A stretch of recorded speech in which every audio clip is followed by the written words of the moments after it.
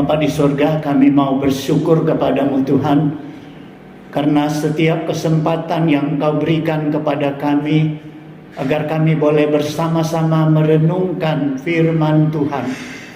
Kami mau mohon Tuhan, agar roh-Mu tercurah ke dalam hati kami yang sudah terbuka untuk firman-Mu, agar kami boleh melalui firman-Mu mengenal dan mengetahui kehendak-Mu.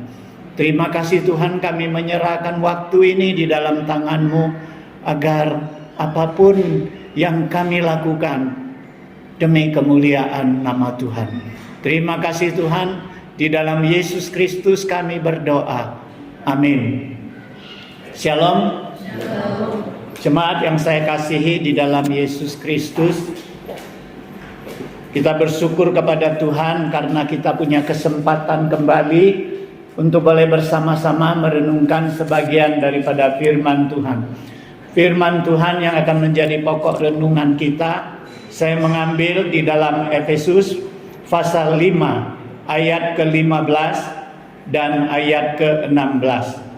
Hanya 2 ayat, yaitu Efesus pasal 5 ayat ke-15 dan ke-16. Bila sudah mendapatkan, kita baca bersama-sama. Kita mulai. Karena itu, perhatikanlah dengan saksama bagaimana kamu hidup. Janganlah seperti orang-orang bebal, tetapi seperti orang arif, dan pergunakanlah waktu yang ada, karena hari-hari ini adalah jahat. Sekian pembacaan firman Tuhan. Jemaat yang saya kasihi di dalam Yesus Kristus, ada satu kata yang sering kita dengar, bahwa time is money. Artinya waktu adalah uang. Saudara sekalian, ini adalah pandangan manusia terhadap waktu. Apakah waktu itu berharga? Berharga. Tapi manusia menghargai waktu sama dengan uang. Kalau kehilangan waktu berarti kehilangan uang. Tetapi bagi orang-orang percaya kepada Tuhan, bahwa waktu itu bukan sekedar uang, tetapi waktu itu adalah pemberian Tuhan. Kalau pemberian Tuhan berarti waktu itu adalah berkat Tuhan. Maka kalau kita kehilangan waktu, maka kita kehilangan berkat Tuhan. Di dalam Alkitab, terjemahan bahasa sehari-hari, waktu ini diterjemahkan sebagai kesempatan. Saudara sekalian, bila kesempatan itu berlalu, bila waktu itu berlalu, maka kesempatan pun berlalu. Jadi waktu digambarkan sebagai kesempatan. Oleh sebab itu hari ini saya mengambil satu tema, yaitu bijak menggunakan waktu. Saudara sekalian, ada seorang pria. Pada suatu hari dia berjalan menyusuri sungai. Waktu itu sudah mulai malam. Tiba-tiba kakinya tersandung dengan sesuatu benda. Dan ketika dia mengambil benda itu, ternyata adalah sebuah kantong yang sangat indah. Di dalam kantong itu terisi banyak sekali batu kerikil. Karena dia mau mengambil kantongnya, maka dia satu persatu melemparkan batu itu sambil menyusuri sungai. Satu persatu batu itu dia lemparkan ke dalam sungai. Nah, dia tetap menyusuri sungai sampai ke rumah. Ketika sampai di rumah, batu yang ada di kantong tinggal 2 biji. Nah, di bawah sinar lampu, tiba-tiba dia membuka kantong itu, dia melihat, dia terkejut. Dia melihat 2 buah batu itu memancarkan sinar yang gemerlapan. Ternyata 2 buah batu itu adalah batu permata yang sangat berharga. Sehingga pada saat itu dia merasa sangat menyesal. Karena apa dia menyesal? Dia menyesal bahwa tadi satu persatu batu itu dia lempar ke sungai. Dia telah melempar banyak sekali batu permata yang berharga. Saudara sekalian, Apa mau dikata? Menyesal sudah terlambat. Saudara sekalian, acap kali di dalam kehidupan pun seperti itu. Kita selalu membuang, menyia-nyiakan waktu hidup kita. Kita biarkan waktu itu berlalu seperti itu saja. Kita biarkan waktu kehidupan kita berlalu dengan sia-sia tanpa menghasilkan sebuah karya, tanpa menghasilkan sebuah manfaat bagi kehidupan kita. Saudara sekalian, Rasul Paulus ketika menyadari bahwa selama hidupnya dia sudah menghambur-hamburkan banyak waktunya di dalam perbuatan-perbuatan dosa, salah satu yaitu dia menganiaya orang-orang percaya, orang-orang Kristen. Nah, saudara sekalian, ketika dia sudah bertobat, ketika dia dimenangkan Tuhan di jalan ke Damsyik, pada saat itu Rasul Paulus menyadari bahwa dia sudah membuang banyak waktu. Dia sudah menyia-nyiakan banyak kesempatan dalam hidupnya. Oleh sebab itu, setelah dia bertobat, bagaimana gigihnya dia mengabarkan Injil. Sehingga dia katakan, beritakan Injil. Siap atau tidak siap, baik atau tidak baik waktunya, beritakanlah Injil. Bahkan Paulus mengatakan, celakalah aku kalau aku tidak memberitakan Injil. Saudara sekalian, bukan saja Paulus sendiri menata kehidupannya setelah dia bertobat, sehingga dia bergiat menggunakan waktu dan kesempatan yang masih Tuhan berikan, tetapi dia juga menasehatkan kepada jemaat di Efesus. Seperti apa yang kita baca tadi, Paulus mengatakan, gunakanlah waktumu seperti orang bijak, jangan seperti orang arif. Seperti orang arif, jangan seperti orang bebal. Gunakanlah waktumu, karena hari-hari ini adalah jahat. Saudara sekalian, ketika saya baca hari-hari ini adalah jahat, timbul pertanyaan dalam hati saya. Bukankah setiap hari itu adalah hari Tuhan? Kalau setiap hari adalah harinya Tuhan, maka hari-hari itu adalah baik. Kan ada nyanyinya. Setiap hari, hari ini, harinya Tuhan. Nah, saudara sekalian, kenapa Paulus mengatakan? Karena hari-hari ini adalah jahat. Saudara sekalian, di dalam terjemahan bahasa sehari-hari, hari-hari adalah jahat ini diterjemahkan sebagai masa ini adalah masa yang jahat. Saudara sekalian, ketika kita bayangkan apa yang mau Paulus katakan tentang masa yang jahat ini. Paulus mau katakan masa, bukan hari. Masa ini adalah zaman, adalah waktu.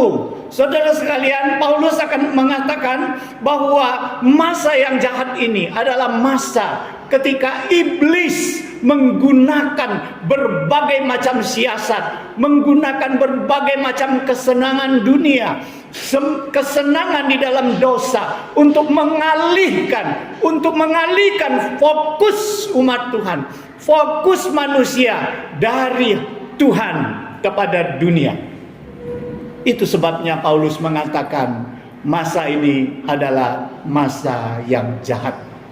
Karena masa ini adalah di mana iblis giat bekerja untuk mengalihkan perhatian, untuk mengalihkan fokus manusia dari hal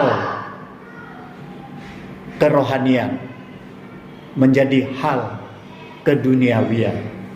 Saudara sekalian, lantas saya pikir, kalaupun Paulus mau mengatakan hari-hari itu adalah jahat, bahwa memang bagi orang yang malas, bagi orang yang bebal, bahwa hari itu memang berlalu dengan kejam. Saudara sekalian, hari itu kalau berlalu enggak ada komprominya. Enggak bisa kita suruh hari itu lambat sedikit berjalan. 24 jam jadi 48 jam satu hari, enggak. Hari itu akan berjalan tanpa kompromi. Kesempatan itu akan berjalan tanpa menunggu. Jadi kita yang meraih kesempatan, bukan kesempatan yang menanti kita. Jadi bagi orang yang bebal, bagi orang yang malas, bahwa hari-hari memang jahat bagi mereka. Hari-hari itu kejam, lewat begitu saja, tidak lagi kompromi, tidak lagi menunggu. Tiba-tiba dia sudah jadi tua, dia tidak punya karya apa-apa. Jadi saudara sekalian, tidak heran kalau pemazmur di dalam Mazmur pasal 90 ayat kedua dia mengatakan, Tuhan ajarilah kami menghitung hari-hari kami, supaya kami memperoleh hati yang bijaksana.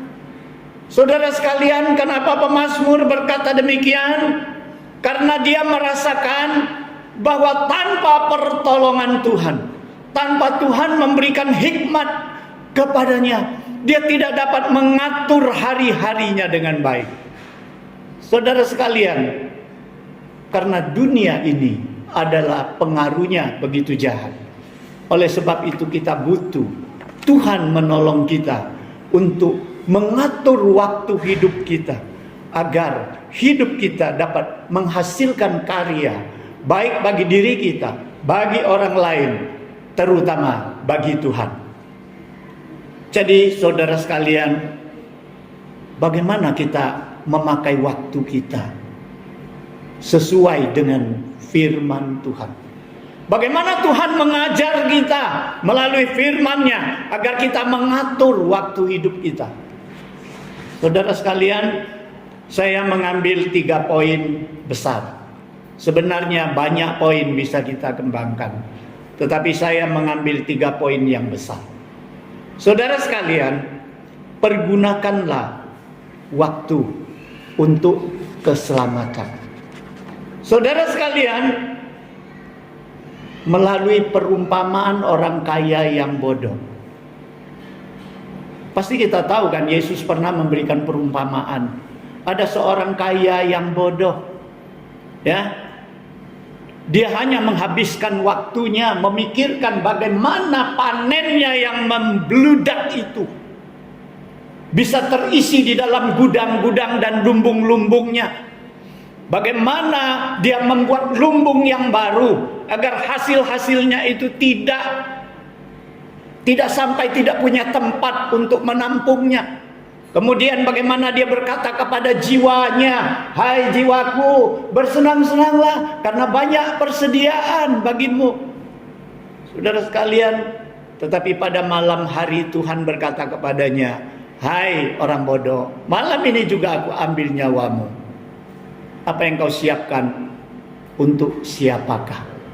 Nah saudara, Yesus memberikan perumpamaan ini, ingin menggambarkan betapa bodohnya orang kaya ini.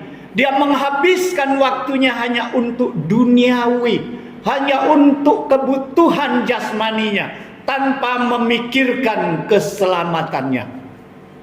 Saudara sekalian, firman Tuhan selalu mengajarkan kita agar kita menggunakan waktu kita jangan hanya untuk dunia, tetapi juga memikirkan keselamatan jiwa kita.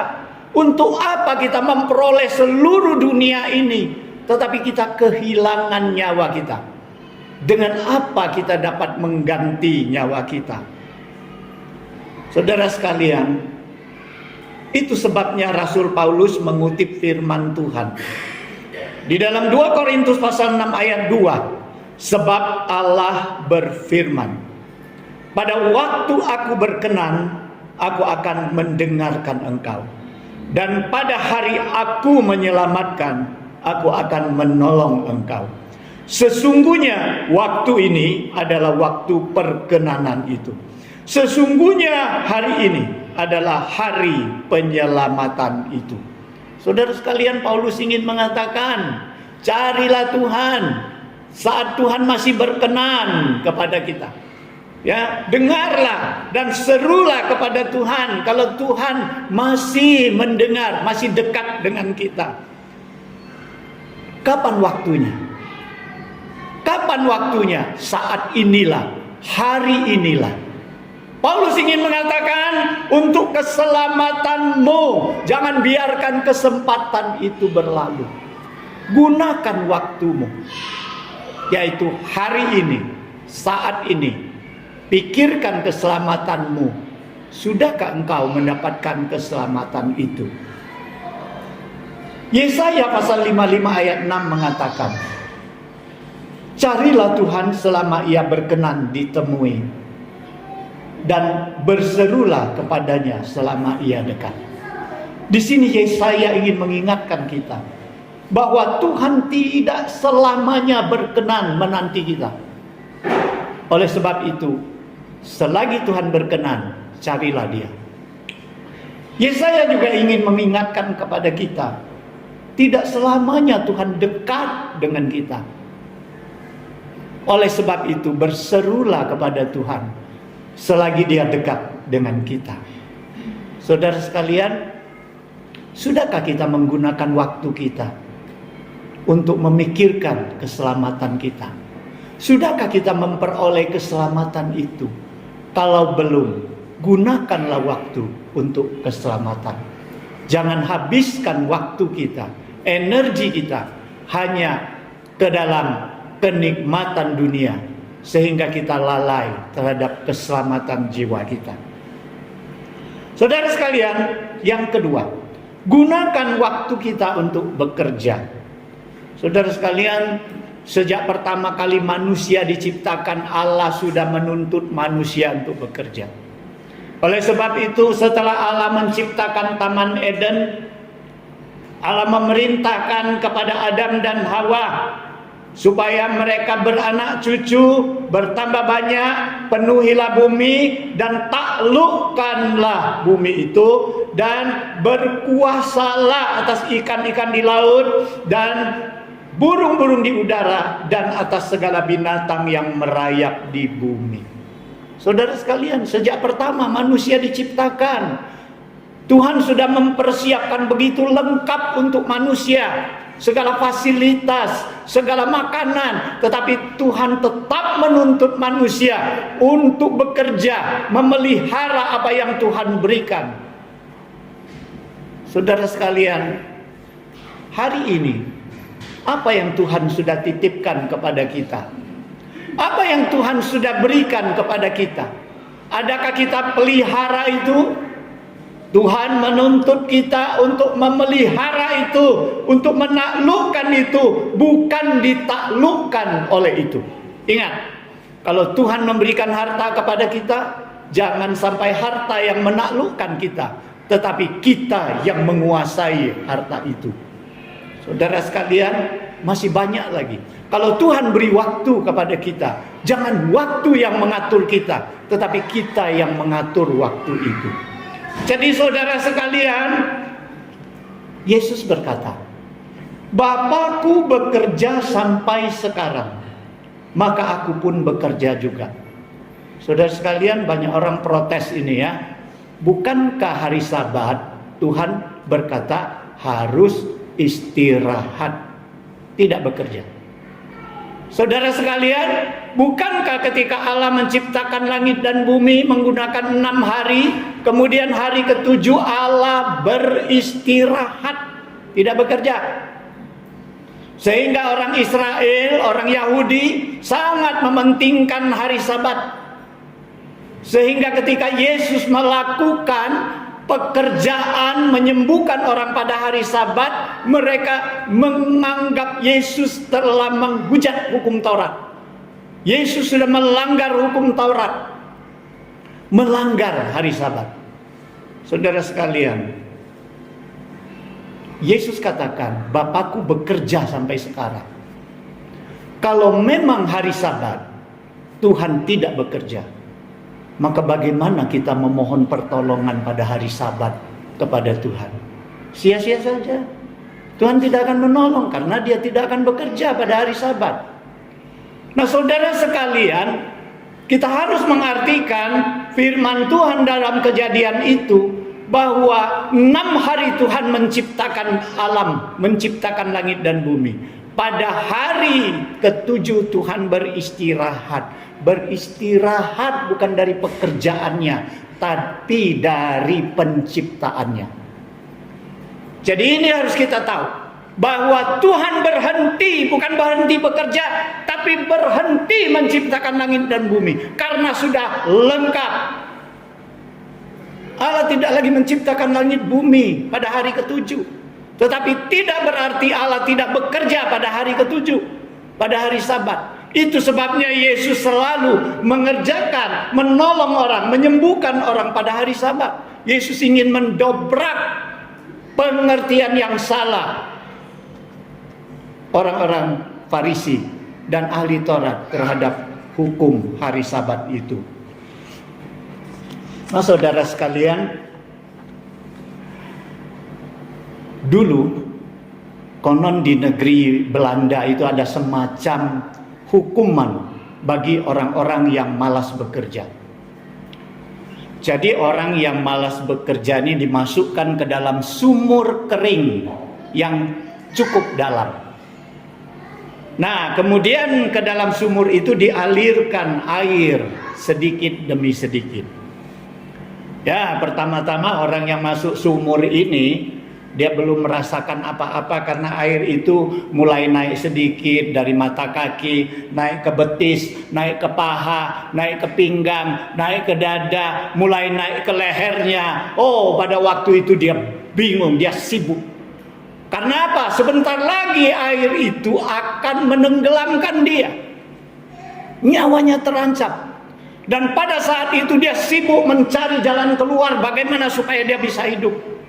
Dan dia lihat sekeliling sumur itu, ternyata di sumur itu di dindingnya disiapkan sebuah pompa yang dapat memompa air sumur itu keluar dari sumur.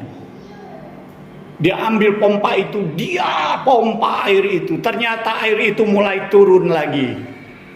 Wah, dia udah capek, dia berhenti. Ketika dia berhenti, air mulai lagi naik. Jadi dia harus bekerja terus, bekerja keras terus, sampai akhirnya dia kehabisan tenaga dan menyerah. Nah, saudara sekalian, ketika orang-orang seperti ini dia dibebaskan dari sumur, rata-rata mereka sudah bertobat. Karena apa? Mereka sudah mengerti kalau sifat malas itu akan mencelakakan mereka. Mereka tahu bahwa kerja keras itu akan menyelamatkan mereka. Kalau malas itu akan mencelakakan mereka. Ini konon terjadi di negeri Belanda dulu. Apakah benar atau tidak? Ya, tapi ini ilustrasi yang mengandung pengajaran Tuhan. Itu sebabnya di dalam Amsal pasal 6 ayat 11 Raja Salomo mengingatkan kepada kita, tidur sebentar lagi, mengantuk sebentar lagi, melipat tangan sebentar lagi untuk tinggal berbaring, maka datanglah kemiskinan seperti seorang penyerbu dan kekurangan seperti orang yang bersenjata. Saudara sekalian, Raja Salomo menasihatkan bahwa sebentar saja kita malas, sebentar saja kita terkantuk, sebentar saja kita melipat tangan, maka kemiskinan itu akan menjadi yang akan menyerbu kita. Saudara sekalian, keberhasilan memang tidak terlepas dari kerja keras. Sebab Tuhan tidak pernah memberkati orang yang malas bekerja. Itu sebabnya Paulus mengatakan, kalau ada orang yang tidak mau bekerja, janganlah ia makan. Saudara sekalian, oleh sebab itu, selagi masih punya kesempatan, bekerjalah di samping kita mengandalkan pertolongan Tuhan. Saudara sekalian, kita tahu bahwa Yusuf beberapa minggu yang lalu kita dengar bagaimana Yusuf bisa berhasil di dalam semua hidupnya. Adalah karena Yusuf adalah pekerja keras. Di dalam situasi apapun dia tetap bekerja dengan rajin dan tanggung jawab. Sehingga Yusuf dikatakan segala yang dia kerjakan berhasil. Saudara sekalian, Yakub juga demikian. Sekalipun dia harus 14 tahun bekerja dengan pamannya Laban, hanya untuk mendapatkan Rahel, tetapi dia tetap bekerja dengan tekun selama 14 tahun hanya untuk mendapatkan Rahel sebagai istrinya. Dan Alkitab mengatakan Yakub adalah sangat kaya, saudara sekalian. Jadi poin yang ketiga, gunakan waktu untuk mengumpulkan harta surgawi. Saudara sekalian, Yesus pernah mengatakan di dalam Lukas pasal 12 ayat 15, walaupun seorang berlimpah-limpah hartanya, hidupnya tidaklah tergantung daripada kekayaannya itu. Saudara sekalian, di sini Yesus mau katakan bahwa walaupun engkau punya harta yang berlimpah-limpah, engkau tidak dapat membeli hidupmu. Itu kenyataan yang benar. Sekaya apa orang, dia tidak dapat membeli nyawanya. Saudara sekalian, oleh sebab itu Yesus katakan, kumpulkanlah bagimu harta di sorga, karena di sorga tidak ada ngengat dan karat. Di sorga tidak ada yang pencuri yang akan membongkar dan mencurinya. Saudara sekalian, sebagai umat Tuhan, kita bukan saja bekerja keras untuk mencari berkat-berkat di dunia ini, tetapi kita juga harus mencari harta di sorga. Dan harta di sorga itu jauh lebih penting daripada harta di dunia. Yesus katakan, sebanyak apa hartamu, engkau tidak dapat membeli nyawamu. Tetapi kumpulkanlah harta di sorga. Berarti semua orang yang memiliki harta surgawi, dia tetap memiliki sorga itu. Karena di sorga itu dia akan hidup kekal. Saudara sekalian, bagaimana kita mengumpulkan harta di sorga?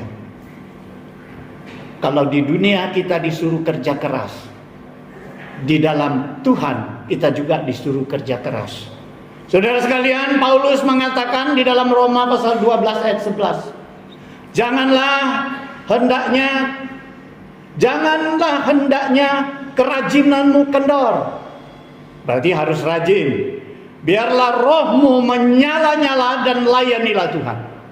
Saudara sekalian, roh kita harus menyala-nyala, rajin melayani Tuhan. Ini salah satu syarat. Kemudian Paulus mengatakan kepada jemaat di Filipi, dalam Filipi pasal 2 ayat 12, kerjakanlah keselamatanmu dengan takut dan gentar.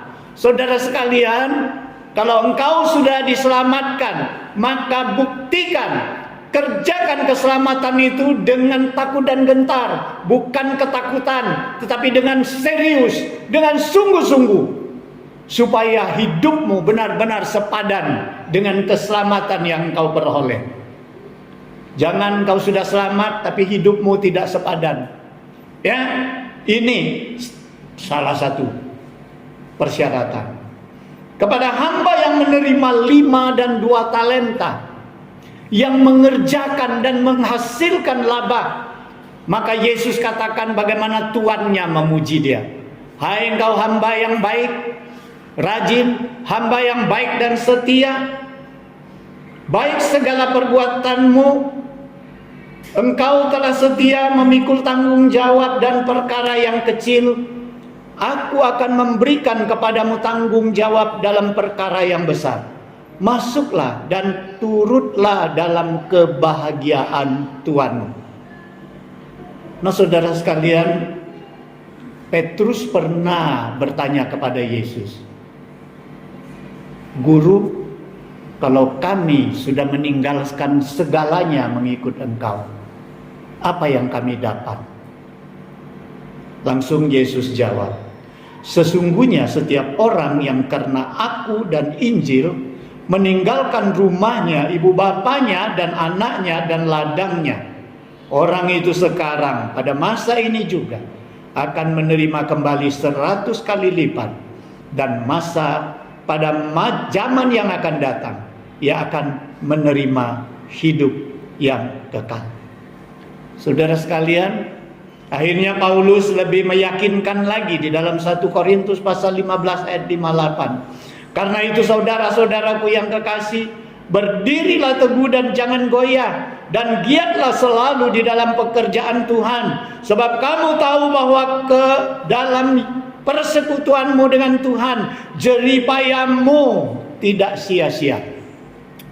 Jadi saudara sekalian, dari sekian banyak ayat Alkitab yang kita baca, kita melihat suatu fakta, yaitu ingin mengumpulkan harta sorga adalah kita harus mengerjakan pekerjaan Tuhan, melayani Tuhan dengan giat.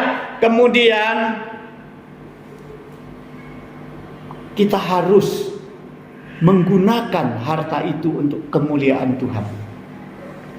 Saudara sekalian, ada seorang muda yang kaya. Yesus mengatakan pengalaman Yesus. Satu hari pemuda yang kaya ini datang kepada Yesus dan bertanya, "Guru, apa yang aku harus perbuat supaya aku beroleh hidup yang kekal?" Kemudian Yesus katakan, "Kau harus lakukan perintah Allah." "Oh Tuhan, dari kecil aku sudah lakukan perintah itu." Yesus katakan, "Baik, kalau kau mau sempurna, juallah hartamu, berikan kepada orang miskin, maka engkau akan mengumpulkan harta di sorga, dan kemudian kau ikut aku." Saudara sekalian, dari jawaban Yesus ini kita melihat ada 3 hal. Satu, lakukanlah perintah Allah. Itu sudah dilakukan.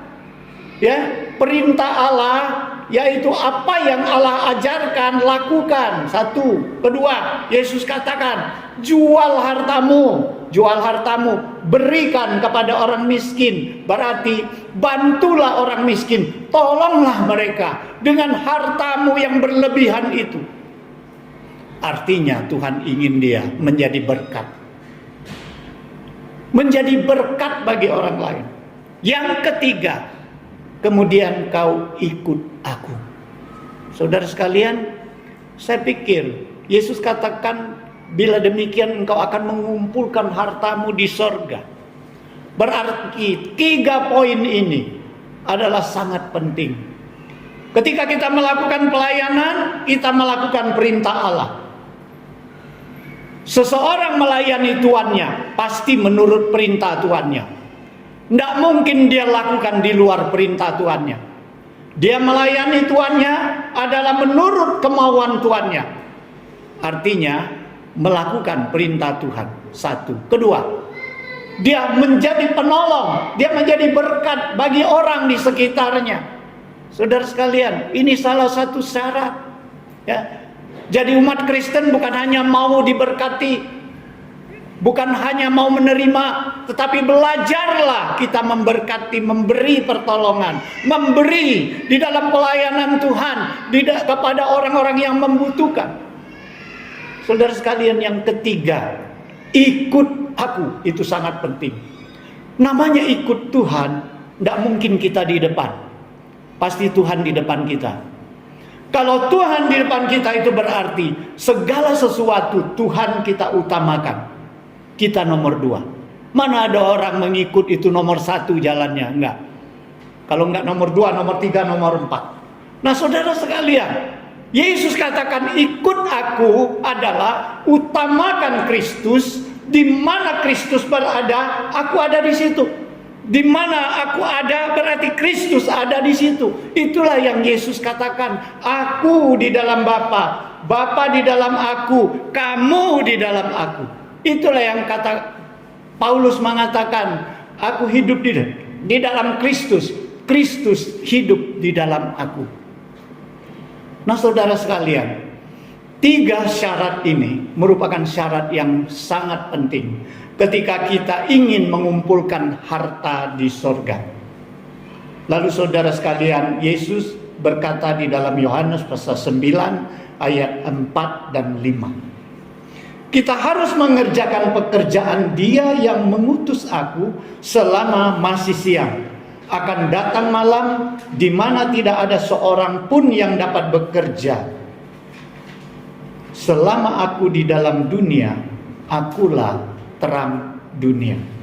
Nah saudara sekalian, Yesus katakan kalau mau bekerja itu harus siang hari, jangan malam hari. Saudara sekalian, saya pikir kalau ini kita artikan secara harafiah, maka firman Tuhan ini ketinggalan zaman. Sudah harus dihapus dari Alkitab. Karena apa? Karena sekarang bukan saja siang orang bekerja, malam pun bekerja. Itu sebabnya ada apotek yang buka 24 jam. Ada rumah makan yang buka 24 jam, namanya siang malam. Saudara sekalian, rumah sakit buka siang malam. Kami pernah tur ke Amerika, kalau nggak salah di satu jalan itu malam seperti siang. Kita masuk ke jalan itu, rasanya kita di siang hari. Semua toko masih buka, wah terang benderang. Nggak ada rasa bahwa ini malam. Saudara sekalian, kalau memang ini artinya, oh ini firman Tuhan ketinggalan zaman. Lantas saya pikir apa maksud Yesus katakan kita harus mengerjakan pekerjaan Dia yang mengutus aku selama masih siang, akan datang malam di mana tidak ada seorang pun dapat bekerja.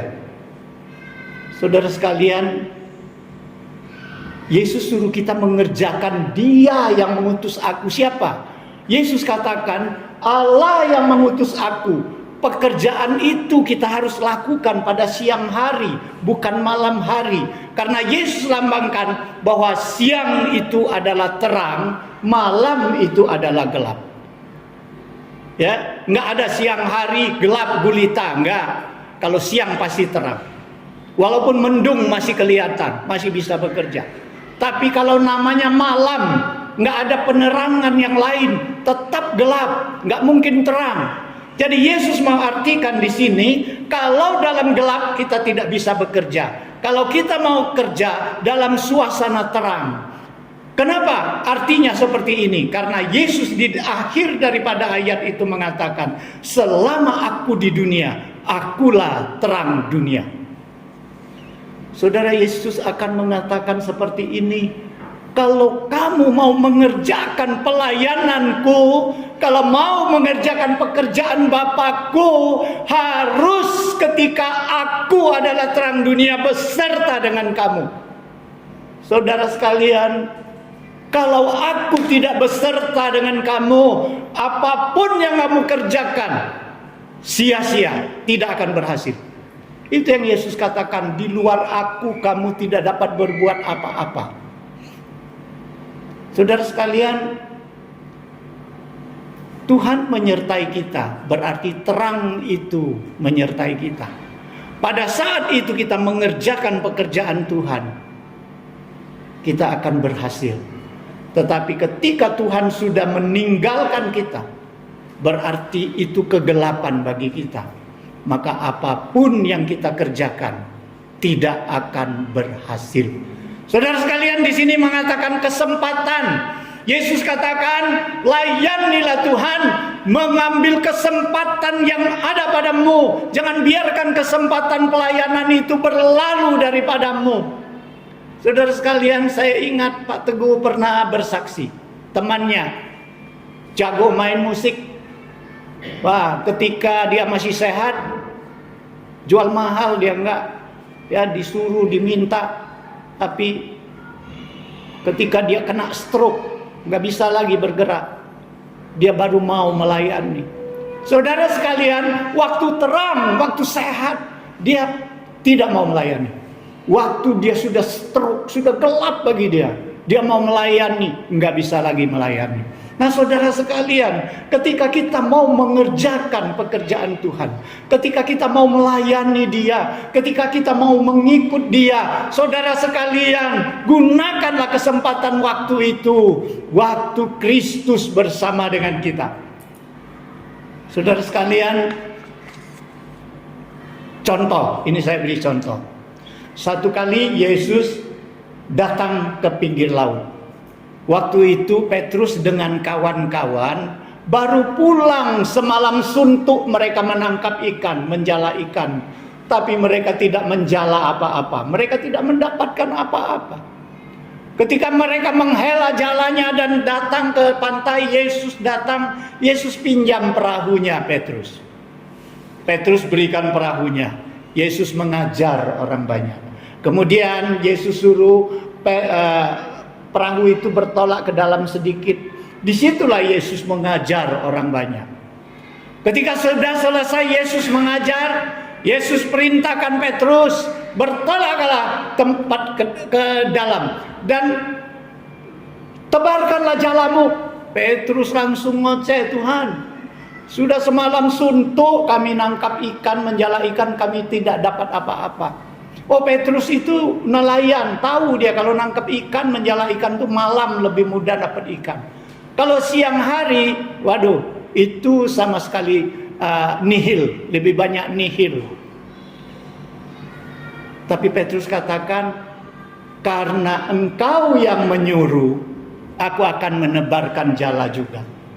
Padahal tadi dia katakan, sudah semalam suntuk, kami menjala ikan tidak dapat apa-apa. Tetapi karena engkau yang menyuruh, biar aku tebarkan jala juga. Saudara sekalian, Alkitab mengatakan ketika mereka menebarkan jala, mereka mendapat sejumlah besar ikan sampai jalanya mulai koyak. Saudara sekalian, di sini buktinya, ketika Tuhan menyertai, maka pekerjaannya berhasil. Ketika mereka bekerja sendiri, mereka bekerja keras, mereka tidak mendapatkan apa-apa. Inilah contoh. Jadi saudara sekalian, kesimpulannya, di dalam menjalani hari-hari di tahun 2023, kita ini masih awal tahun. Karena kita masih berada di Januari, bulan yang pertama tahun ini. Oleh sebab itu ketika kita menjalani hari-hari di tahun 2023 ini, kita sungguh membutuhkan pertolongan Tuhan, memberikan kita hikmat dan akal budi, agar kita dapat menata hidup kita, agar kita dapat menggunakan waktu yang Tuhan berikan kepada kita, agar hidup kita yang singkat ini dapat menghasilkan karya yang maksimal. Bukan saja bagi diri kita, bagi orang-orang lain, terutama bagi Tuhan. Semoga firman Tuhan hari ini menggugah hati kita, bagaimana mempergunakan waktu yang Tuhan berikan kepada kita. Selagi kita masih hidup, selagi masih ada kesempatan, pikirkan keselamatan kita. Pikirkan, bekerjalah dengan giat. Kumpulkanlah harta di sorga. Layanilah Tuhan, agar hidup kita berarti. Mari kita berdoa. Bapa di surga, kami mau bersyukur kepadamu Tuhan, atas firman-Mu kepada kami. Kami mohon Roh-Mu bekerja sekalipun firman sudah berhenti, agar kami senantiasa boleh merasakan, mengkoreksi selama ini bagaimana cara hidup kami, agar kami tidak lagi menyia-nyiakan waktu dan kesempatan yang Tuhan berikan di dalam kehidupan kami. Biarlah kami menggunakan sisa-sisa hidup kami. Kami boleh melayani Tuhan, kami boleh mengerjakan pekerjaan Tuhan, kami boleh menjadi berkat bagi orang banyak, kami boleh mengikut Tuhan dengan setia.